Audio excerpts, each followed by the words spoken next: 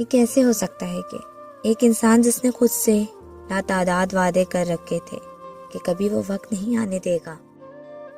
کہ جب وہ کسی کا اتنا عادی ہو جائے کہ سانس تک لینا اذیتناک ہو، جو سوچا کرتا تھا کہ یہ بے وقوف لوگ ہیں، ان کا دماغ خراب ہے، جو کسی انسان کے اتنی عادی ہو جاتے ہیں کہ جیسے ان کا کوئی اپنا وجود نہیں ہے،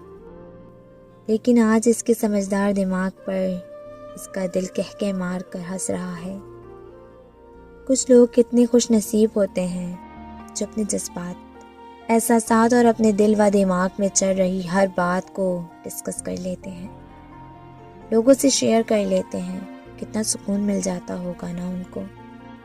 ان کے بے چین دل کو ایک لمحہ سکون کا میسر ہو جاتا ہوگا۔